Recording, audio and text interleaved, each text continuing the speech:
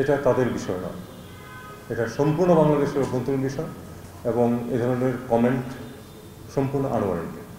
আমাদের জাতীয় নির্বাচন নিয়ে গত পরশু ভারতীয় পররাষ্ট্র সচিব একটা কমেন্ট করেছেন যে free, fair, credible, internationally recognised এবং পার্টিসিপেটরি ইলেকশনের মাধ্যমে যারা আসবে বাংলাদেশে তাদের সাথে তারা কন্টিনিউ করবে। এই বক্তব্যটাকে কীভাবে দেখছেন?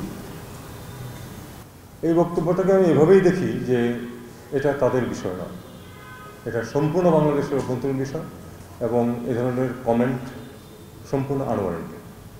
বিভিন্ন রাষ্ট্র আমরা দেখছি যে রিসেন্টলি আপনার ওয়ার্ন করছে বাংলাদেশিদেরকে ভিসা রিলেটেড ইস্যুতে। তো এখানে শিক্ষার্থীরাও দেখা যাচ্ছে যে একটু উদ্বেগ প্রকাশ করছে। দেখুন, উদ্বেগ, এটা আমি আপনার প্রশ্নটা বুঝতে পেরেছি। এটা নিয়ে উদ্বেগ আমার নিজেরও আছে। আমি একটা উদাহরণ আপনাকে দিই। বিশেষ করে জার্মানিতে আপনারা জানেন যে এডুকেশন খুব হাই স্ট্যান্ডার্ডের, একই সাথে সম্পূর্ণ ফ্রি, ইউনিভার্সিটির কোনো ফি লাগে না কারোর জন্য, যে ভর্তি হবে তার কোনো ফি লাগে না। কাজেই বাংলাদেশি ছাত্ররা প্রচণ্ড আগ্রহী হয়ে উঠেছে কিন্তু জার্মানিতে যাওয়ার জন্য, এবং 80,000 অ্যাপ্লিকেশন আছে, 80,000 অ্যাপ্লিকেশন আছে। জার্মান রাষ্ট্রদূত তিনি চলে গেছেন, তিনি বলেছিলেন যে দেখুন, আমার কিছুই করার নেই, কারণ আমার মোট সামর্থ্য হচ্ছে 2000 কেস প্রতি বছর করা। তার মানে তারা এটা আসলে হ্যান্ডেল করতে পারবে না।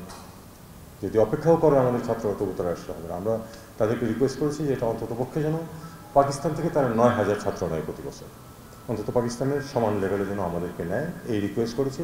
আমরা চেষ্টা করছি যে এটা করা যায় কিনা। একইভাবে শিক্ষা এবং এমপ্লয়মেন্টের জন্য আপনার উপস্থিত হয়ে ভিসা নিতে হয়, এটা হলো আরেকটি বিষয়। যেমন অনেক দেশেই কিন্তু অনলাইন ভিসা ট্যুরিস্ট হিসাবে বিজনেসের জন্য পাওয়া যায়, কিন্তু যখন আপনি একটু সময়ের জন্য যাচ্ছেন পড়াশোনা করতে হবে, চাকরি নিয়ে, তখন কিন্তু উপস্থিত যেতে হয়। এটা নিয়েও আমরা অনেক সমস্যায় আছি, কারণ বেশিরভাগ দেশে, যেগুলো দেশে আমাদের এখানে রাষ্ট্রদূত নেই, তাদের তাই দিল্লিতে হলো তাদের থেকে অ্যাক্রিডিটেশন। এখন আমাদের মুশকিল যেটা হচ্ছে যে যেহেতু ভারতে ভিসা পাওয়াটা যেহেতু অনেক কঠিন হয়ে গেছে, এখন অনেকেই সাফার করছেন। আমরা চেষ্টা করছি যে এটা ডাইভার্সিফাই করা যায় কিনা। যেমন সার্বিয়ার জন্য একবার আমাদেরকে অ্যালাউ করেছিল ভিয়েতনাম থেকে নিতে, ভিয়েতনামে তাদের এমবেসি আছে, আমাদের এখানে নেই। এরকম আমরা চেষ্টা করছি যে বিভিন্নখানে ডাইভার্সিফাই করা যায় কিনা, যে দিল্লি থাকুক, পাশাপাশি আরও একটি দেশের তাদের দূতাবাস থেকে আমরা ভিসা দিতে পারি না। অন্যান্য দেশে তো ভিসা বন্ধ করে দিয়েছে, ভিয়েতনামে যদি সার্বিয়া নিয়েও আসে, ভিয়েতনামের ভিসা তো এখন বাংলাদেশে পাচ্ছে। দেখুন, ভিসা হচ্ছে অ্যাবসলিউটলি একটা সভরেন সিদ্ধান্ত ওই দেশের। আপনি কখনোই কাউকে বলতে পারবেন না আপনি কেন আমাকে ভিসা দিলেন না, এটা কিন্তু বলা যাবে না। ভিসা নিয়ে আমাদের বস্তুত সবখানেই আমাদের সরকারি পর্যায়েও কথাবার্তা।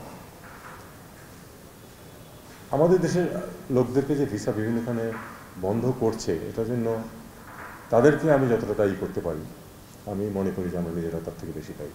কারণ আমরা খুব বেশি অন রেকর্ড আমরা প্রচুর ফেক কাগজপত্র দাখিল করি। 2, আমাদের এখান থেকে তুলনামূলকভাবে ইররেগুলার মাইগ্রেশনে যাওয়ার সংখ্যা বেশি। কাজে আমাদের রেপুটেশনের প্রশ্ন, যে কারণে আমাদের ভিসা কঠিন হয়ে গেছে, জেনুইন লোকদের জন্য কঠিন হয়ে গেছে। এটা আমাদেরকে নিজেদের ঘর ঠিক করতে হবে, তাহলে এই সমস্যা থাকবে। ধন্যবাদ।